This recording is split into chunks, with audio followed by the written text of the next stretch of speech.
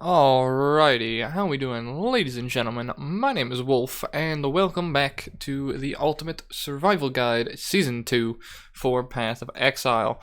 Now, we are playing our Puncture Deadeye, and I've done a little bit of inventory organization, switched out some flasks, and switched out the ring to a ring that I found in the last episode. I identified it, and threw that fella on. And we are going to continue onwards with our journey through the main game. Hopefully we can make it to maps in a decent time. Also, I have all of the trials unlocked, so we're going to do that either this episode or next episode, probably, to get Tailwind so we can start going even faster. I got my coffee with me, so I'm going to be periodically taking sips from that to wake myself up, and we're just going to kind of roll with it. So I'm still torn on how I want to do the currency sort of thing, because I do have a shared stash between, my other characters I'm actually playing. One of the other characters I'm playing. I'm playing it on stream casually. I'm playing a Blade Storm Bleed Berserker, which is a mouthful, but, the character's actually pretty fun so far. I wanted to transition it to dual wield, but I found it to be more of a pain in the ass than it was really worth. I don't know, I've got, the only issue I have with PoE currently is I'm really not in the mood to, theory craft as much as I, used to be. It just takes so much time sometimes, and I just don't have the motivation to really theory craft anything, so I was wanting to switch it to dual wield, but then I was like, it doesn't really make a difference. It's a two-handed build anyways. Alright. I have just booted PoE up, so it's probably going to be stuttery, but okay, one thing to take note of when we walk out to the slums here, you're going to want to look for this sewer grating once its textures actually load in, and finding this is actually important to going rather quickly, because we're going to be coming back. We're going to do the entirety of the act in one shot, hopefully in about an hour or so. Now, a way that you can speed up this process is finding the sewer grating and knowing where it is. Luckily for us, it's very close to the door. We got a good spawn on the layout. Now, if we take too long, the layout might, or the area might reset, and that might be irrelevant, but we're going to try our best to avoid that and maintain speed, because we're trying to find a sewer key, which we'll get off of some of the later, one of the later bosses, and that opens that grate over there. So if we know where it is, we can immediately run and path to it. So a little bit of speed running tech there for you. Also, there's a little bit of extra tech in regards to this build we're going to be playing, is that I might go and play Split Arrow for a little while, depending once I get some of the Deadeye nodes unlocked. Because Split Arrow has built-in lesser multiple projectiles. Now, remember what I said in the previous episode about clear speed builds. You don't want to go overkill on damage, you just want to be able to efficiently clear when you're playing a fast build. Now, if I want as much damage as possible, Puncture is going to give me that, but if I want optimal AoE clear, I can use, oh hey, nice. I can use Split Arrow to get more projectiles. So if I'm doing, say, a boss run, then I'll want to put on Puncture. If I'm using Split Arrow, I'm going to want to do good AoE clears for maps and whatnot. Alright, Crematorium is the place we want to find. It's normally in the top left of the map of slums. Normally, that's where it's been on most of my layouts. Might vary, but I don't really remember any variation on that, so yeah. So I'm keeping a Split Arrow on me on the side. I'm going to look for another bow with a green slot, so I will make a second weapon set that I can use to level Split Arrow in the background. You can do that to level any sort of extra gem, so here, I'll show you. If you press X, you can switch to a different weapon set. Now, I've got to find a weapon to put in here, but that will level while you're using your main weapons. So our Split Arrow right here can be leveling just like the rest of our gems as we go. Alright, where are we going here? Do I go King of the Hill first, or do I go down here? Arrow speed. Arrow speed sounds kind of interesting. Attack speed and damage. Crit strike. Let's go down because I want attack speed instead. I prefer that route personally. Alright. So this area is kind of a pain in the ass to traverse with most movement skill type things. Also, there's a trial here if you need to get that.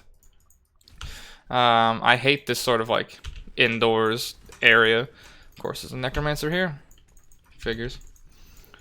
But these enemies move pretty often, so if we can bleed them, they kind of take care of that problem for us. Thing of note, that could be good. Another, keep in mind we're looking for a bow. There's a 4 green bow, so we're gonna make a second weapon set. Put that in there. We're gonna put split arrow and anything we're not using that we want to level up. So vicious projectiles is in our main set of links, right? Vicious projectiles. So we want to level that in the background while we're doing things. What else are we using? Deadly ailments, vicious. Have any of those? Not currently. I'll probably level a Mirage Archer in the meantime. And that's probably it for now. Yeah. So if I switch back, those will level in the background as we continue doing things. And then when I get into later in the game, like say when I get to Blood Aqueducts, if I want to just power farm and use Split Arrow, I can just switch out the gems and we go for that sort of route. Also, dash can teleport through doors. You don't need to actually click on them. So, just a little bit of extra speed for you. Also, we passed the wrong way because of course we fucking did. The advantage to having 2 movement skills and being a Deadeye is that doesn't normally make a difference. Because we're just that fast. Let's level all that. As you can see, there's Mirage Archer. And I just leveled Split Arrow, which, you know, figures. So what happens when you spam click level ups normally. Hop through that. Keep up on mana. Remember, I'm keeping my eyesight sort of centered. And keeping an eye on the corners. I can roughly tell when I'm out of mana most times as well. Like right now. Pop through there. Also, a lot of projectiles will go through doors in this area. So this zone's kind of weird because it's one of the few zones where your projectiles will literally go through everything. Because in a lot of other places, they stop. What is doing so much damage? Probably that. Another strong box. Elite's dead. Mana. Not having, like, pierce everything is kind of a pain, but we're getting there. Also, Necromancer. Should I kill that? Is it really on the other side? Ghost. Ghost's been tagged. And it should kill itself. I hope. Really? Thank you. Let's check the other side, shall we? The best part about pathing wrong is it gives you time to drink your coffee. Yeah, not really. It could be up. Let's check that first. And, well, we know where the icon is, so it is this way. It's probably down from here. Turn Blood Rage back on. Like I said, I'm really bad with keeping Blood Rage up. And we can go up here, save a bit of time. How we doing, fellas? This is where you'd, like, drop traps if you were playing a trapper. Trying to avoid the lightning stuff. Arc Witch, yeah, we get it, it's a powerful build. Well, not so much anymore. Arc Witch kept getting nerfed over and over. It was like the best starter build, and then, yeah, the range nerfs kind of hit it a bit hard. So pick up the thing you need there, and then the classic. I have portal scrolls, but it's ingrained into me to do this, so. This is the one problem that we've got with this act, is this run back here takes forever. So I'm gonna grab that. And now part of me in the skill tree wants to start taking extra life where I can, because I am gonna do a Zaro soon. So like, part of me wants to go and get this extra life, but at the same time, I'm probably just gonna risk it and play with low life. We'll see. And then we have Hatred, which is one of the best damage auras. Not as good anymore since it got heavily nerfed before Legion, but it is still pretty good. Projectile Weakness is a fantastic curse if we can manage to apply it easily. And Grace is a really good defensive option, as well as Despair is really good for this build, but we can't really get it reliably. So, in this case, I don't even know how much of a damage boost Hatred is. It doesn't even show up here. It's actually a damage loss. I don't know. I guess over haste, I suppose, eh? Yeah. Alright, well, in this case, we probably just pick up Projectile Weakness, I suppose. I could probably use this for bossing if I really wanted to, like, push speed, but doesn't really make a difference to me. Alright, travel to the Ebony Barracks. We have sewer keys. Remember how I said keep an eye on where that sewer location is? Yeah, we're about to go to it right now. This fucking long jaunt. Every time, I tell you. Every time you make a new character. Gotta do that shit all over again. And it's nice and close. And in we go. Now, in the sewers, there is a side quest for 3 statues that you need to find. They are green things, like green stash things is what they're called. So, you want to look for 3 of those. There's one before the waypoint, and then 2 after, I think. Something along those lines. It might be the other way around. It might be 2 before the waypoint, and then 1 after the waypoint. But we will adventure around and find those in here, because I like free skill points. I don't know about you guys. 4-link chest piece with very good colors for what we're playing. Cool. Don't mind if I do. Now, we are going to have a slight problem with that, however. Okay. That's going to pose an interesting situation. Ow, I almost got one shot. Alright. Sure. Alright, could have gone a little better, but I guess that's what happens when I have 400 life. I suppose that is kind of what happens sometimes. There's one of them. We're looking for 2 more now. It always spawns with a pack of stuff around it. Of course, since, you know, we're using bleed, not that hard, we just kite it out. What was I saying? This allows us to put in puncture, deadly ailments. Oh wait, hang on. Oh, but then I lose the projectiles. Okay, let me just culminate all my thoughts together to explain this. So we can get a very high damage setup with this chest piece right here, because we can run puncture, we can run chance to bleed, we can run brutality, and then we can run what's it called? We can run vicious projectiles here. Problem we have with that is then we're only on 1 projectile and we don't have pierce. Now we can do a trade out scenario potentially. We can go split arrow, pierce, chance to bleed, brutality. Possibly the best leveling setup that I could manage, I would assume, because then I can take tailwind, we have good projectiles, we have good pierce, we have good damage. So that's probably the route that I'm going to take for leveling, which means I need to go back to Act 1 and Act 2 and pick up brutality as well as chance to bleed. I don't know if Ranger can actually get brutality normally. We might have to find Syosa in Act 3, which is this act, because that's an NPC who sells any obtainable support gem. So we may need to go and find them. Alright, we got 1 more stash to find. Not that difficult. Make sure you grab that waypoint, by the way. I have made that mistake many a time. And there's our last one. Of course, we're going to avoid the league mechanic, because this league mechanic's not that great, as well as, you know, principle of the series. Grab that, level the split arrow, level the blood rage, herald of ice. I'm kind of torn if I want to level that, but yeah, I suppose so. And we shall press onwards. We're going to make it into... Oh, wait. No, I'm trying to remember how this act goes. I'm partly remembering it, but... I was gonna say we'll get into the Ebony Barracks and kill the boss before we go back and switch out the gems. Then I remembered we still have a decent amount to go before we get there.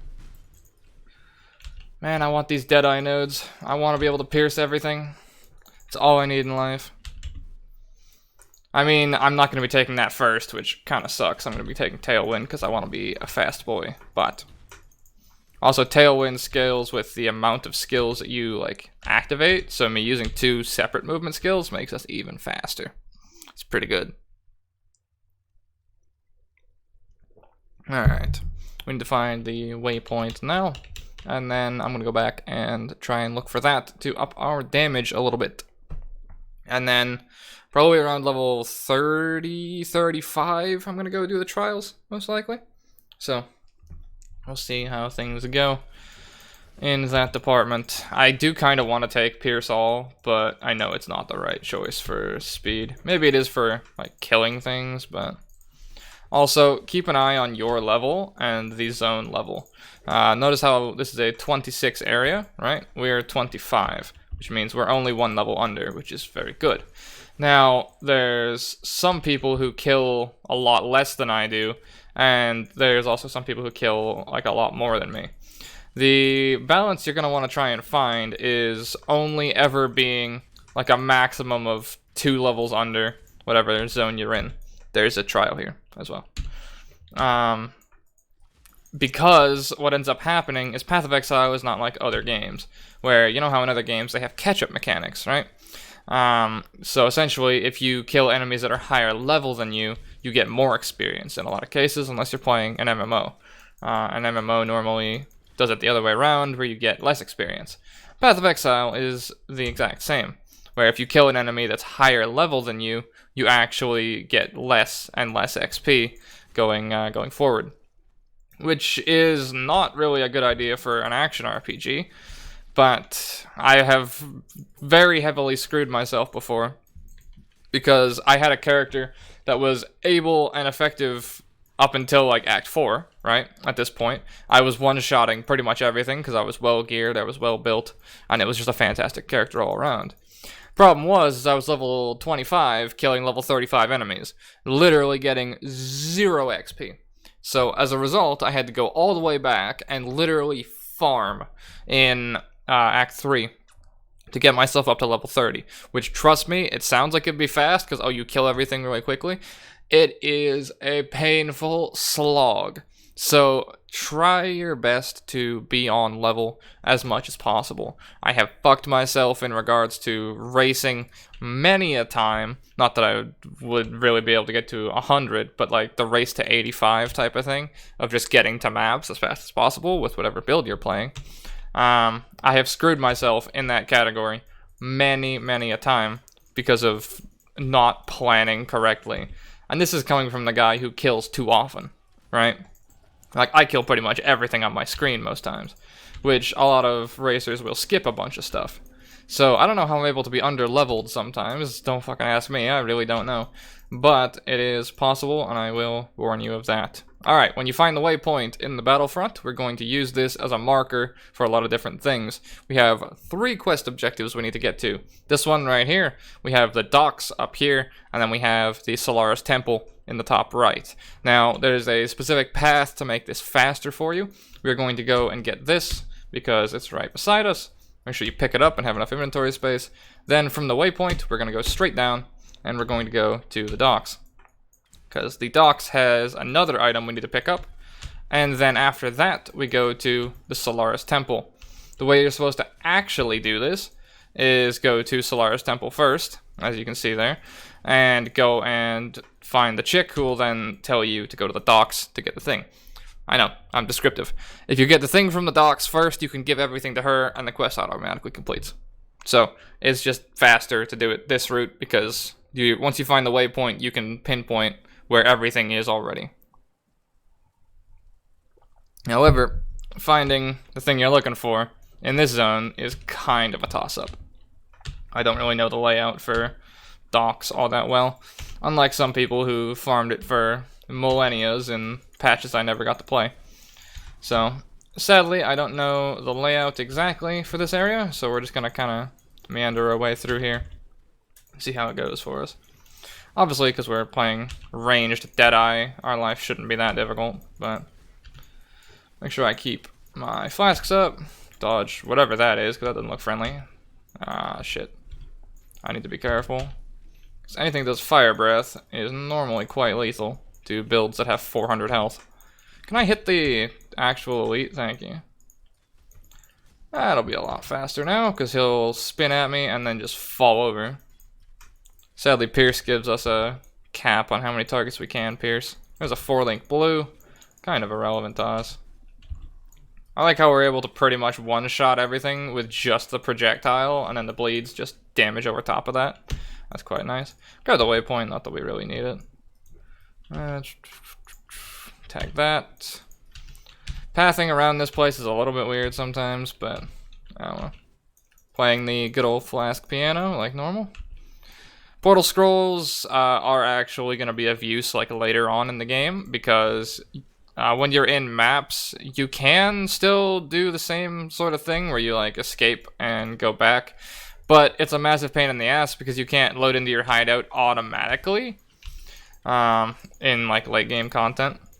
So it's actually faster to use portal scrolls and more efficient because it takes you right back rather than using the escape trick, which takes you to a town, which then means you have to go back into your hideout and then go back to the maps and go back to what you were doing. So pick up portal scrolls. You can actually get them from a couple different vendor recipes, which I'll cover eventually down the line when we get to them and when we need them. But yeah, just pick up basically everything you come across. There's a use for everything in PoE, which is quite nice. It's definitely a weird thing to get used to, not having like gold or anything like that, especially since Diablo 4 has been announced recently, and I assume it's probably going to have gold trading.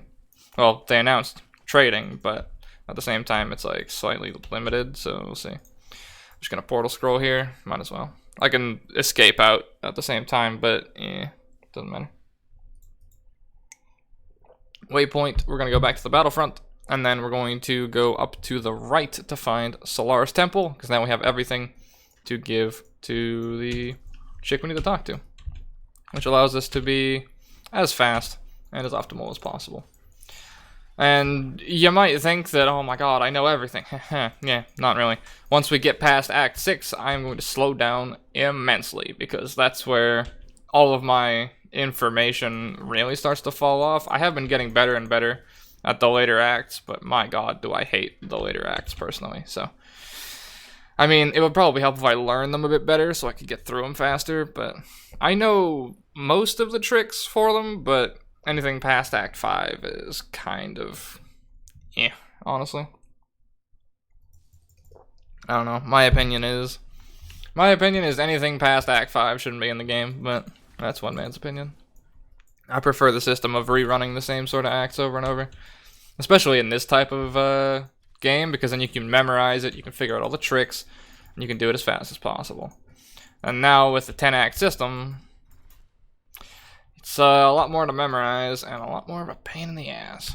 Anyway, all right. From the waypoint, it's normally straight up. If I remember right, there might be another path down here. I don't fully remember. Let me check real quick, just in case. Yeah, there is. I think it's this way. It's one of the two. I don't really remember. And it's the other way. Cool. It's pretty linear, but yeah, figures. Second guess myself. Such is life. Pop over here. Wonders of movement skills. Although they do burn mana rather quickly. And there is a boss here. That hits pretty hard, but we just make it move. And it'll kill itself eventually. Open the door. Alright. We're going to need to start getting some elemental resist soon. Probably going to want to put that 2-stone on in due time here. Especially when I go to do Izaro, because, 500 life is a minor problem. Alright, Temple level 2. We get to meet one of the more pain in the ass enemies, if this is where I think it is. There's, are they gonna spawn here? Possibly, it might be later on. But there's a group of enemies that throw like a ton of projectiles at you, and they are brutal, because they will literally just one-shot you from another screen over. And it's even worse when you're playing melee. And then later on, there's a reused version of them, because they couldn't make new enemies, I guess, that does the same thing, except shoots ice projectiles that freeze you. And not only do they kill you instantly, you get hit by one, and then you get hit by the rest, because you can't react. So, yeah. That showcases why I'm a big fan of later acts, as I'm sure you can probably figure out. But we haven't run into any of them yet. I know they are in this act, if I remember right. Might be later, who knows. Either way, I'm not looking forward to dealing with those things. Those and porcupines, although porcupines aren't as bad, but I still get caught by them every now and then. Depends on the character. Those are a enemy later on. When you kill them, they explode into 12 projectiles, and they spawn in packs of 6. Yeah. Alright. At the waypoint, we can pop over here, talk to Lady Diala right here, and pick up a necklace of whatever type you need. I'm gonna go for strength, because I can replace mine potentially with just something better.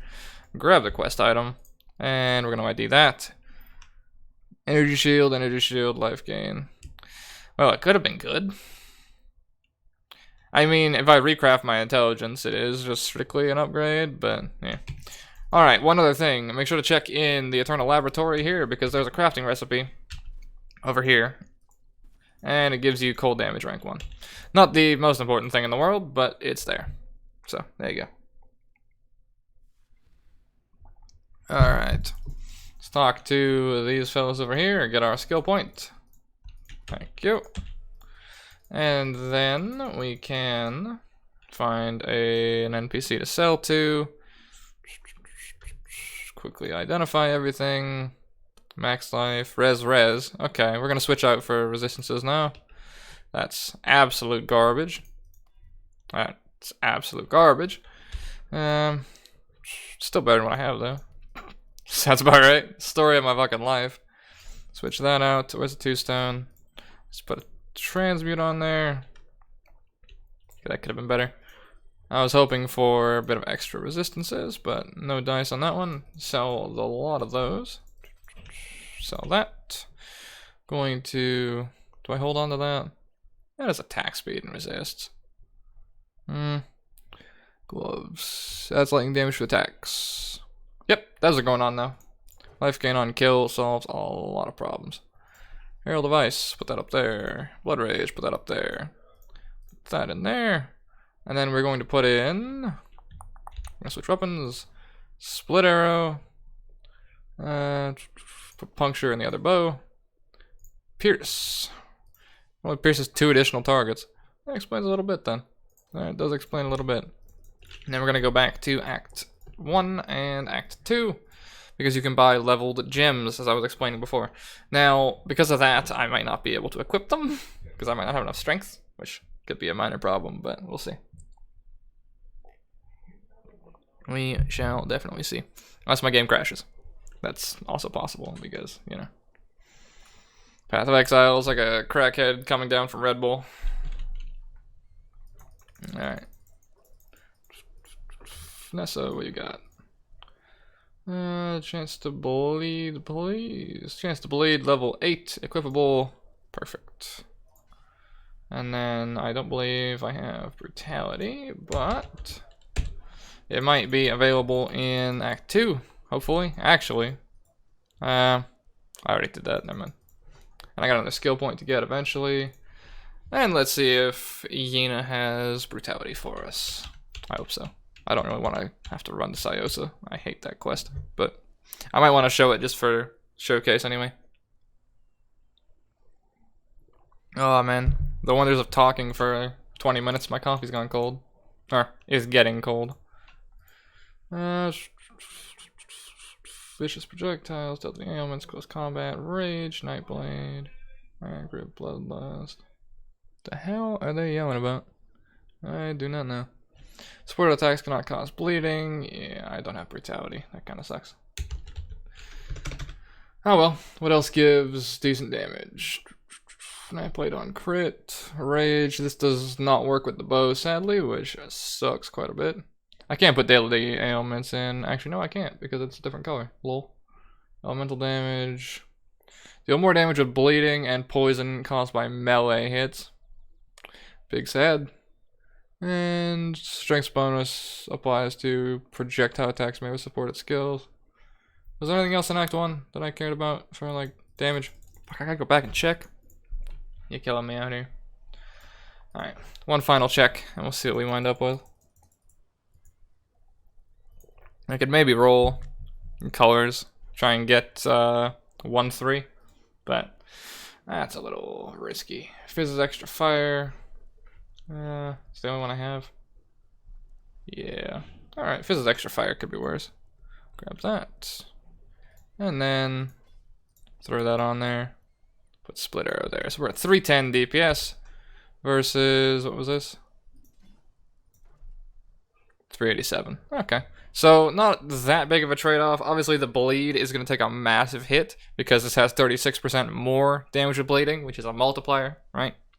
So the bleeding is going to take a hit, but we're going to get more projectiles, and we are going to get the same amount of pierce.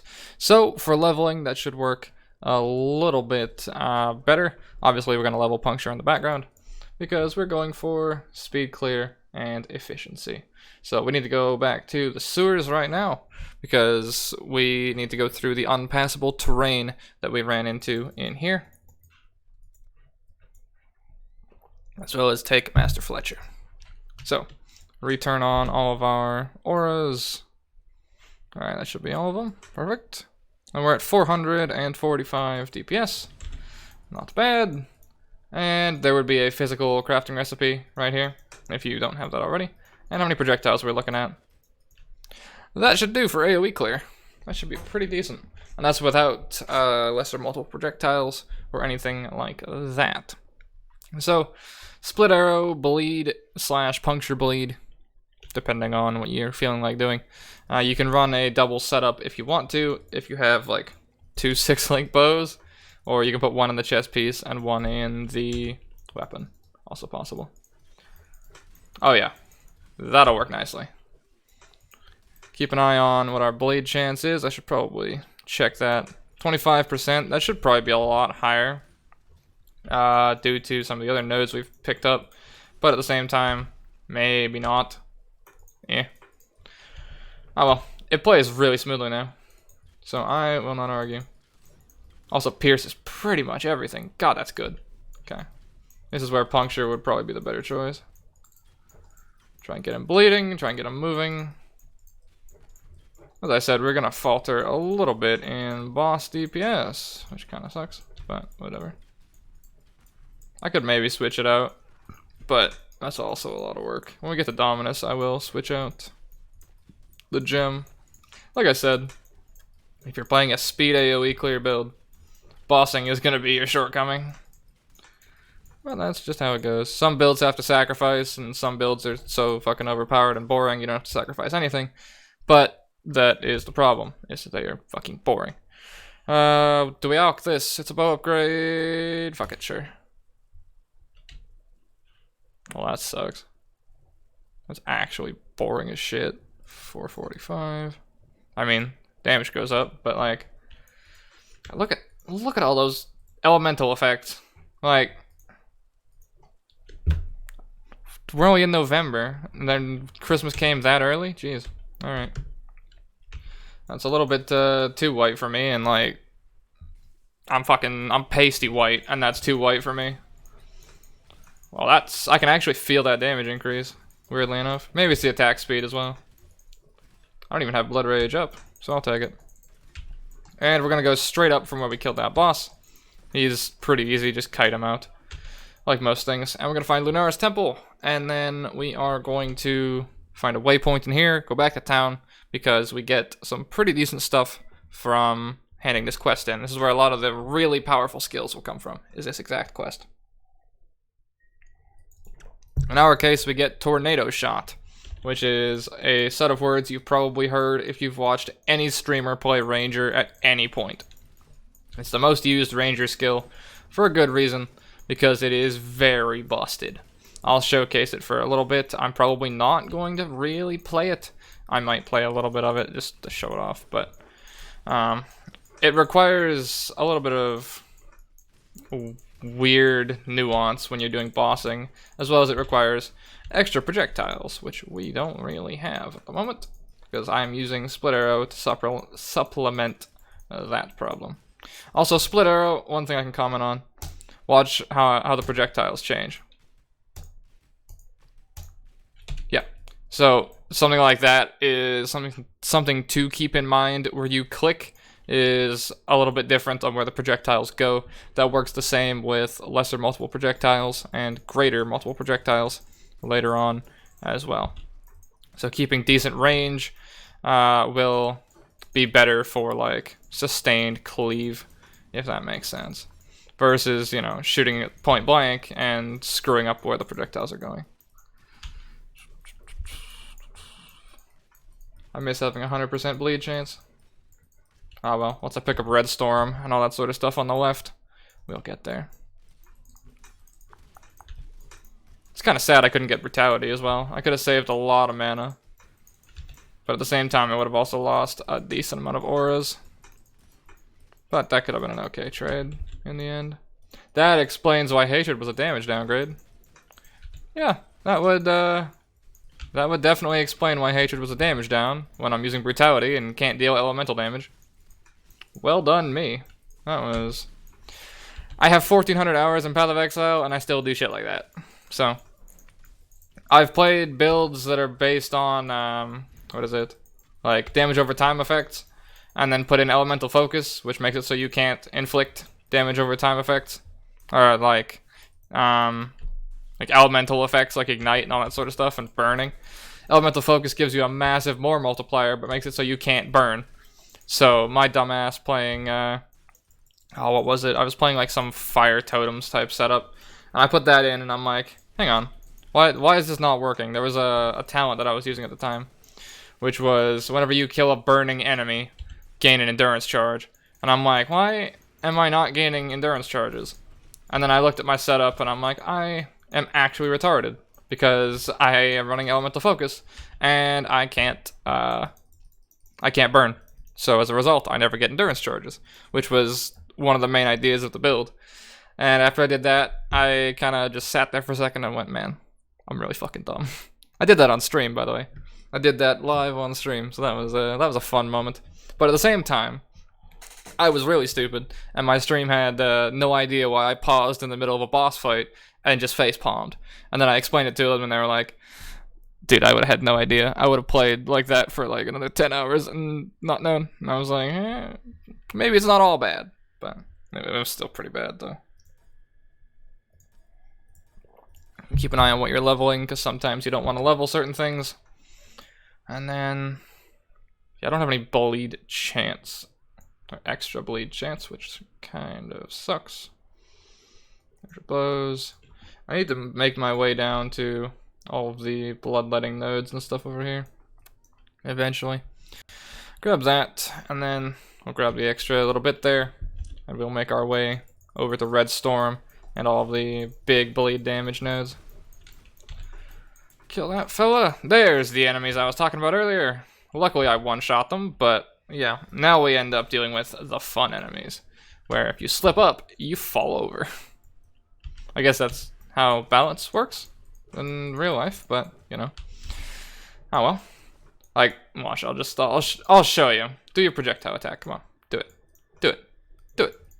Do it. Actually, oh fuck, fine. Be that way. It might be a different, like, mob type than this anyways, but fine.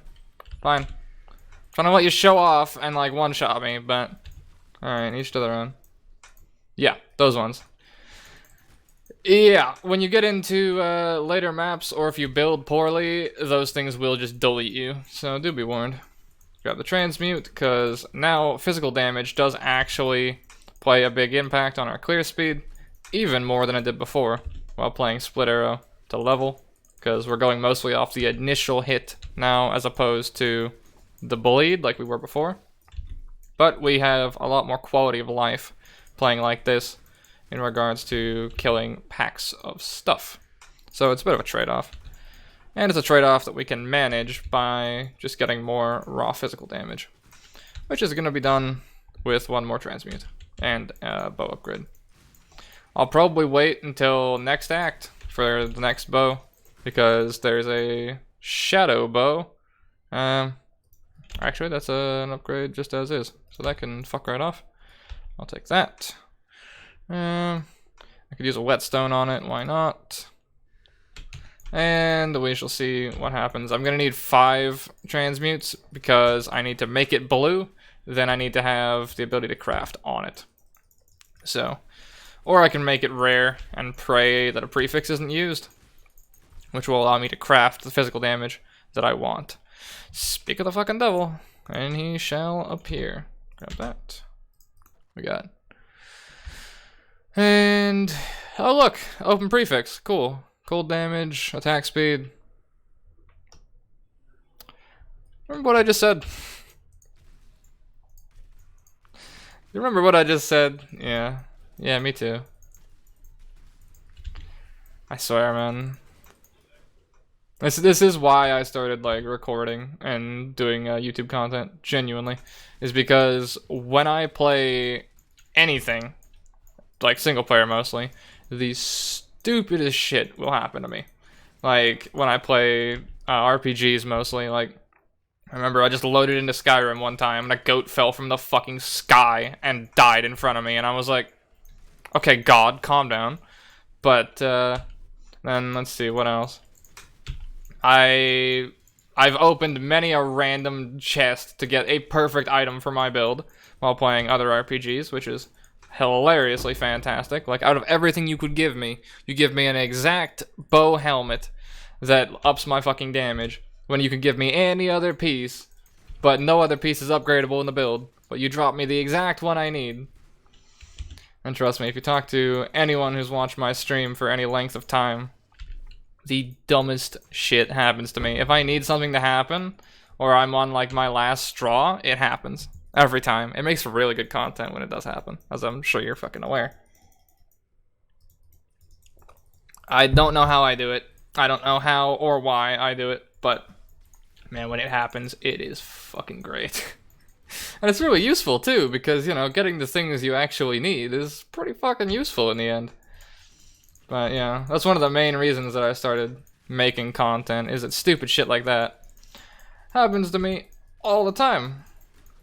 Because it's already happened in, what, 2 out of 3 episodes, I think? Or is this the 4th one? It's probably the 4th one. I guess, I don't know if 0 counts or not. But, yeah. So that's why I started making content, is because dumb shit started happening to me all the time. And pretty reliably, too. So I was like, you know, if I record this, maybe I can use it for something. Yeah. It's like the other day when we were playing League of Legends with a bunch of my friends, and you got a free legendary skin if you went through and logged in for 10 days in a row, thanks to League of Legends like 10-year anniversary. And so we're all screen sharing our box opening, and we all open all of ours. And then a couple hours later, one of our other friends joins and gets their box, and they screen share it. And I look at it and I'm like, you're gonna get the Vladimir skin. This is out of, I think, 40 options? Something like that. And they click open, and it's a Vladimir skin. There's 9 people in my Discord call, and they just fucking erupt laughing. And I'm like, I don't know how I do this, but I apologize, because you don't even play that champion. Meanwhile, the one that I got was pretty garbage. So, like, sometimes my RNG giveth, sometimes my RNG doesn't really give a whole lot. I don't know, there's ups and down streaks, I guess, but, like... Also, I can put this on right now. Why have I not done that? 526. That is an upgrade. Yeah, I should probably fucking put the upgrade on. Maybe. Alright, boss fight. So, puncture. Switch that. And there we go. Actually, what I can do... It's a 3-link bow. Hold on. Split arrow. Puncture. I'll put puncture in there with... Lesser multiple. And... Where's the fucking other thing? Actually, vicious and mirage. So we're gonna have 2 setups. With single target in the 1 for +1 to bow gems to make my puncture do that much more damage. Right click is going to be puncture, and then we're going to have right click is split arrow, and then Q is going to be puncture. And that works pretty decently. You can also do a little bit of a trick if you really want to get fast, is because I'm using Mirage Archer, I could put like lesser multiple here, and just shoot a puncture arrow every now and then, so that I have the Mirage Archer above me, and that doubles down on our damage, and that's actually really smart. Well done me. I'm going to be doing that from here on out, but yeah. I have to actually hit something with it though. Good to know. Alright. And now we've got Mirage Archer. And we can hit them with pretty much anything. Mirage Archer only lasts like a few seconds though, if I remember right. But At the same time, added damage is added damage. So she has a couple of phases. This one's melee, and the other one is ranged. Just gonna kite it out, play it slow. Should be fine. Helps if I actually shoot the projectile. Yeah. We can stand behind pillars to avoid most of this. This phase is kind of a pain. The melee phase is a lot easier. And avoid this. Or try to, and fail horribly. Yeah, sounds about right. Alright. There's the melee phase. Kite it out. If you pace yourself, you can kite exactly when she goes for the strikes. Like I did just there. And then here's the range phase. That luckily doesn't one-shot me. And 4 green. An upgraded helmet.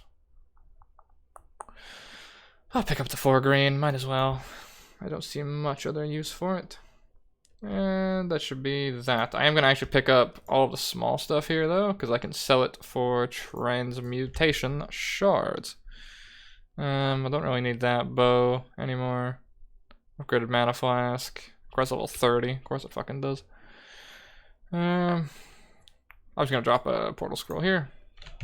We're good. Okay. I'm going to probably pick all that up and then sell it all to get enough transmutes to get added fizz on my bow. And then we are really balling. Part of me wants to wait till the next zone, but I mean, you know, fate gave me this bow, so fuck it, we out here. Sell those. Sell that. Sell that. I have to sell it un-ID'd to get transmute shards, which kind of sucks, but whatever. There was enough un-ID'd stuff there. Do I want to sell this? Yeah. It's not really that great. But what I have right now is more than good enough, I think. I could go back and pick up everything, or I can just pull one transmute out of my stash. So, for the sake of time, I'm going to pull one out of here. Realistically, I could go back and sell everything, but sake of time. So we're going to go to our hideout. I'm going to craft on tier 1 added physical, which we would have found in sewers there. Either added physical or % increased physical. Added fizz is generally better and or safer. Like higher damage on a low level bow. % fizz is better the higher the amount of like raw physical damage is. So you see how it says 10 to 41? Percentage will like scale that up, whereas added will just add like a shit ton.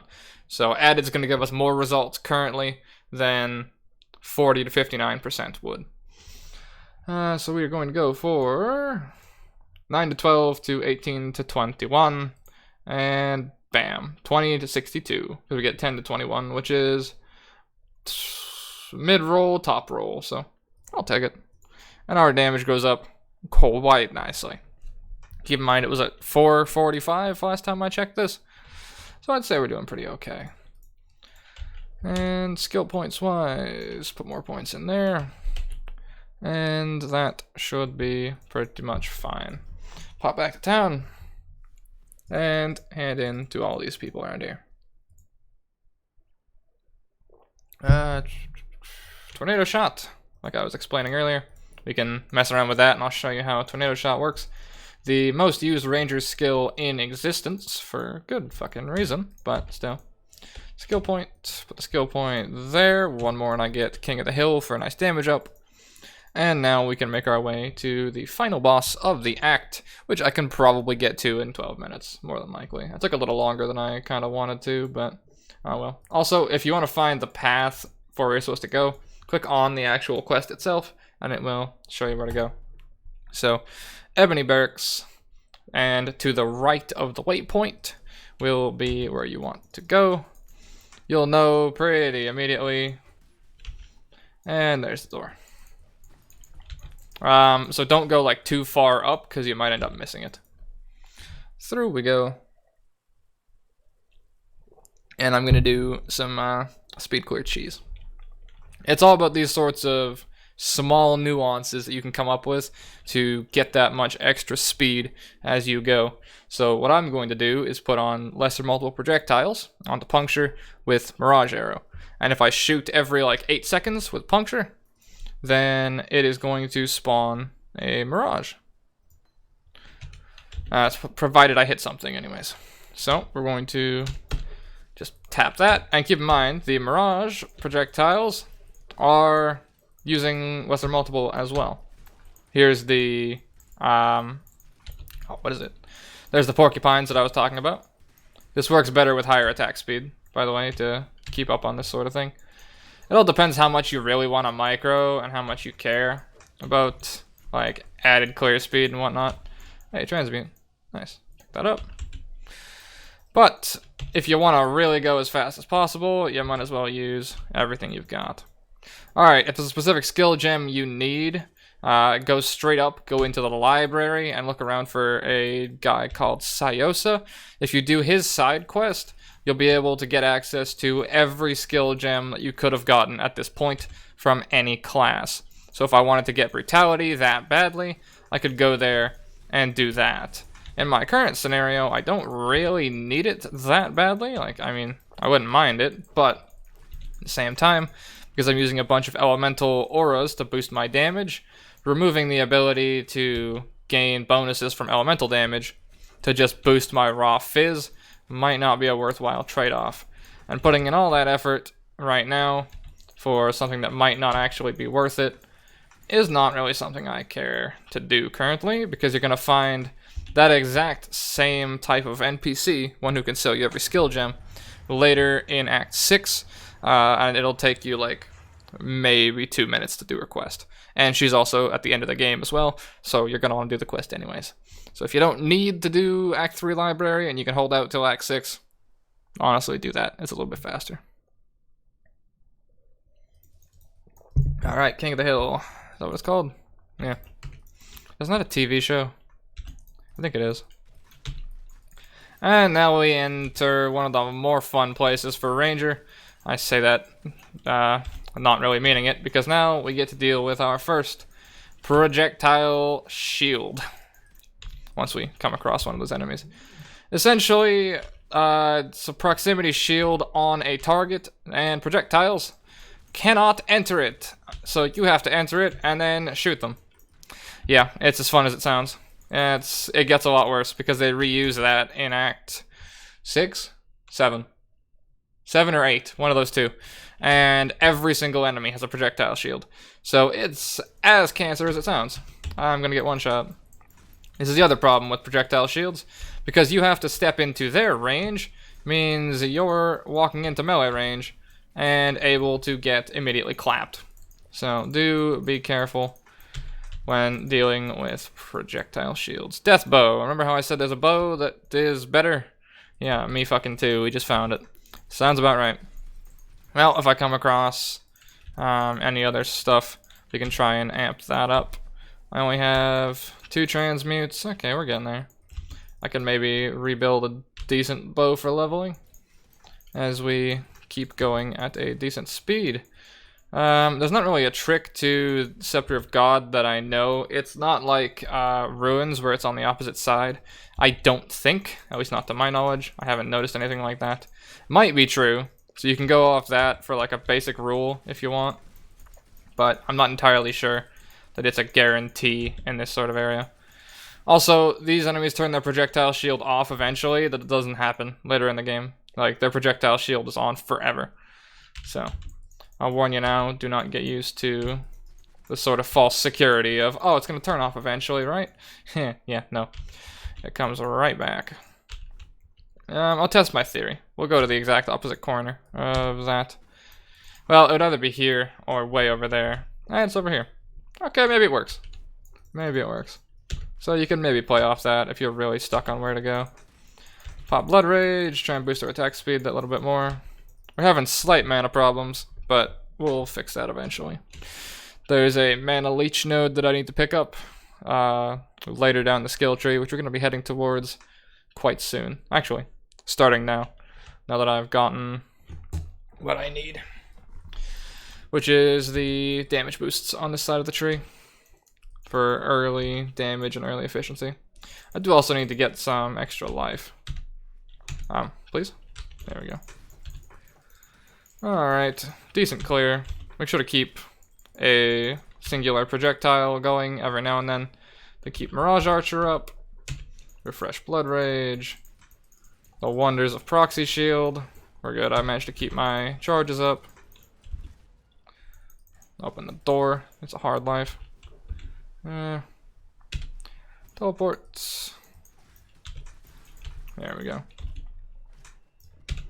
As I said, it's all about the small nuances and small technical speed increases that you can pick up as you go for being that little bit faster.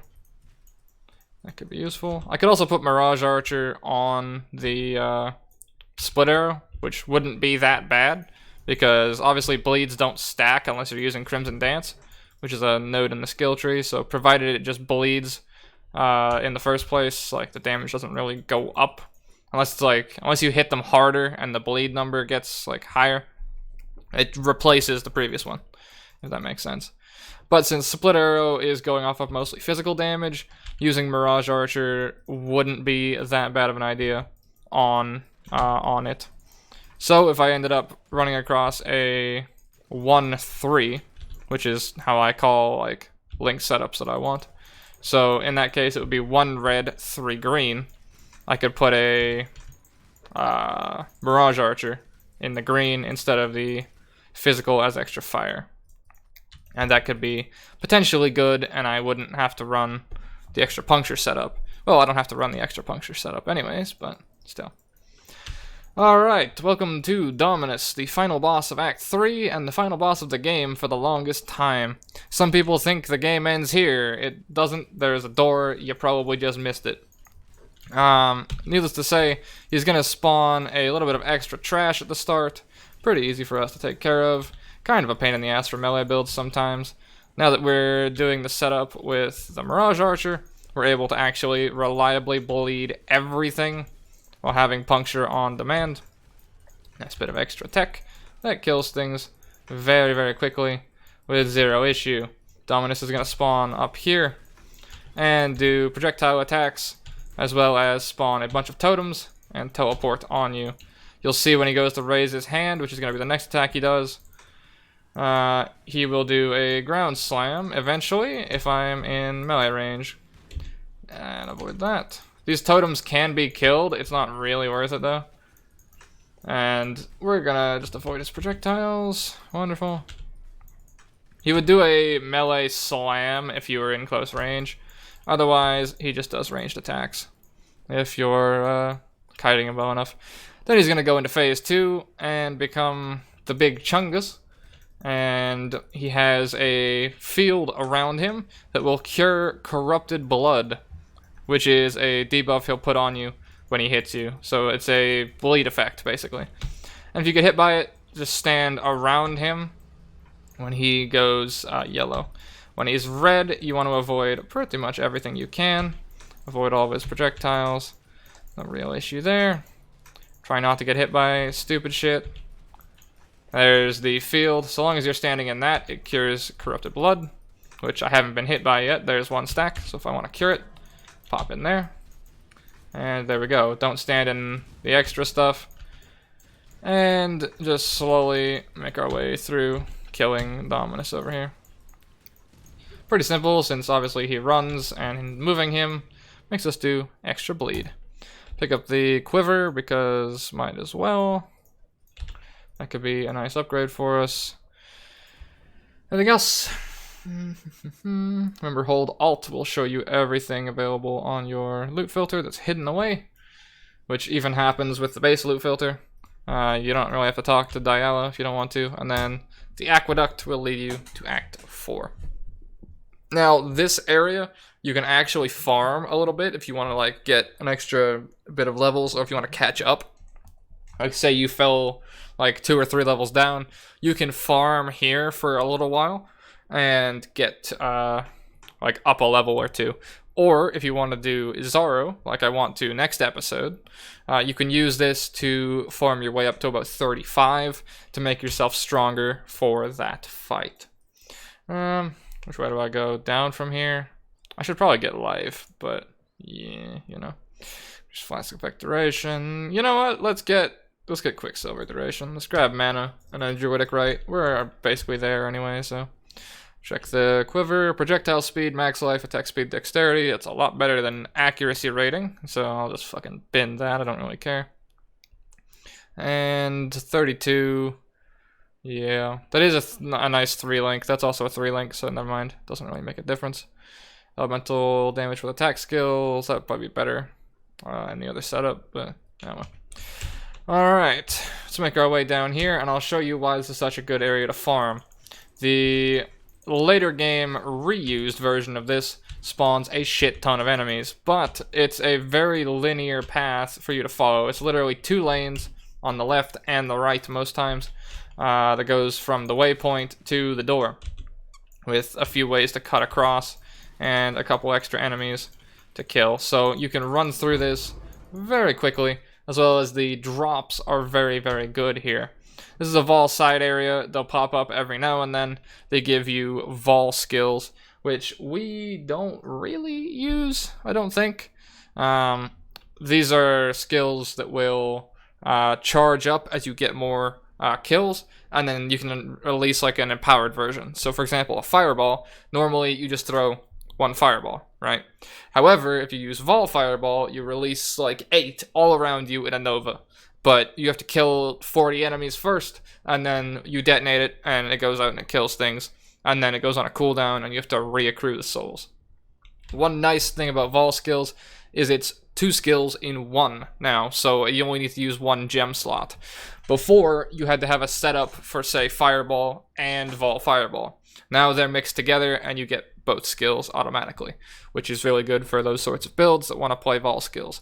Notable and enjoyable Vol skills that I've played with are Vol Cyclone, which is Whirlwind, but it pulls everything in towards you. It roots you, however, and then just pulls everything in. It's really good for AoE clear and very satisfying. Vol Flame Blast, which will do 3 very big, heavy hits with Flame Blast that does a shit ton of damage. Vol Fireball is efficient and pretty decent. What else? Vol Righteous Fire is an incredible build that I would recommend playing if you want something tankier and a little bit unorthodox compared to what you may have played in other games. You can find that on the channel. It's one of my most done builds and one of my personal favorites. And let's see, what else is there? Vol Ancestral War Chief. That is my favorite skill in the game. It spawns a totem that slams things and jumps around and follows you. And there's a bunch of tricks and tech you can do with that. And it is just my favorite thing in existence. But, of course, in true me fashion, they nuked the build and made the version of it that I played unplayable now, which hurts my soul physically. I need to make an adapted. Words are hard, I tell you. An adapted version for modern day, but if you want to see how that build plays, look up my Ancestral War Chief Berserker. That is my favorite build that I have ever played. It's extremely simple, extremely effective, and not playable anymore. It's a hard life, I tell you. But, yeah. Well, I mean, I think it's still probably playable, but not as, not easily. Let's just put it that way. It's kind of a pain in the ass to manage now. You have to do a bunch of extra shit to get the damage bonuses. But, I don't know. Such is how things go. They change things, the world changes. And sometimes your favorite thing is no longer playable. Cough, cough. Fortnite Season 3. Never forget. Oh, man. Anyways. Alright, we're gonna make it to the end of this, and we're gonna make it to town, and I'm probably gonna call it for this episode. We got Einhar here. Einhar is going to spawn 5 beasts normally, and if we kill those, we can get free uniques from them. I'll showcase that probably in the next episode. But the one thing to know about Einhar is make sure you kill the red beast, because the yellow ones are interchangeable in the crafting recipe, but the red one is what you get the free uniques or free legendaries from. They're also very hard to kill, as I'm sure you're noticing. They're very tanky normally, especially while leveling. But if you can manage to kill them, you can get a free legendary. You will have to kill them again, however. So if you can't kill them very easily the first time, maybe wait a few levels before going back to try and kill it. because you get locked in a pit with it, and if you can't kill it and it kills you, well, then the crafting recipe's forfeit. So I will warn you, if you can't kill it the first time, probably level a little bit, or like wait, you know, it's, yeah, because you do have to kill it again. So also you can see Herald of Ice giving us some hilarious shatter effects on large packs. Yeah, it's just as good when you make a build based around it. It's just as satisfying when you shatter the entire map. I don't play critical strikes very much, or like critical strike based builds very often, but Herald of Ice makes me want to learn how to play crit a little better, which is a weird sentence to say because I'm used to playing crit characters in Diablo, but the way PoE does its crit math is always a little bit whack. Alright, and welcome to Highgate, the main town of Act 4. That is going to be all for this episode. I hope you guys have enjoyed, and I hope you're enjoying the series so far. We're making very good pace at an act per hour. I don't know if I'll be able to keep this up moving into the later acts, but we shall see. I do want to make it to Endgame at a decent time, because the problem that I had with the previous series was that I showcased everything and explained it all in detail, but we never made it to Endgame. And Endgame is what I want to focus on in this series. So a lot of like the first 10 episodes will probably wind up being filler about how to go through the acts, how to level faster, and how to just speed up your leveling process in regards to like the basics and that sort of thing. A bit of racing tech, that sort of stuff. So hope you guys have enjoyed so far. Let me know how you are finding the series. And as always, take care, gentlemen.